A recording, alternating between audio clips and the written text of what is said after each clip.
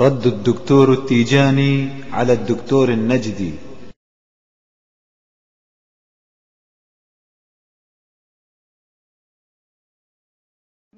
هؤلاء يهمون الكثير من المشاهدين. نعم، أنا أتكلم عقيدتنا في أبي بكر وعمر. أيوة. نحن نعتقد أن أبا بكر وعمر وعثمان وعبد الرحمن بن عوف ويعني أمثال هؤلاء الصحابة. تريد أعد آخرين؟ مثلا أمثال هؤلاء. أولا أنهم مسلمون، نعتقد بإسلامهم، هذا أولا. ثانيا أنهم من كبار الصحابة. أيوة. ولهم قول مسموع وشخصيات اجتماعية كبيرة وشخصيات لها منزلة قيادية في المجتمع.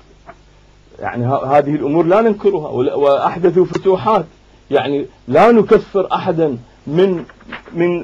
من كل أصحاب رسول الله. هل هم من المرتدين؟ أعوذ بالله أن نقول من المرتدين. حتى بعد وفاة رسول الله صلى الله عليه وآله وسلم فهم مسلمون. أكثر من هذا. طيب. لأنه ما زلنا ليلة واحدة. طيب. حتى تكون واضح. طيب. أنت الآن قلت لهم لا في أثناء الحديث إذا أنا خاطئ صححني. صح. قلت لهم أن أبو بكر الصديق وعمر بن الخطاب وأبو عبيدة وآخرين من أمثالهم هم الذين ارتدوا وخانوا الرسول وخانوا نعم وأقولها في كتب كل منشورة في العالم. طيب عشان ما تقول أنا ما أتراجع في قولي، ما قلت عكس هذا، لا حتى تو ما قلت عكس هذا. طيب. قلت أجل صحابة رسول الله الذين لم يرتدوا، هذا واضح. أجلهم واحترموا وأترضى عنهم الذين لم يرتدوا، ما يهمك ما هم. أما سؤال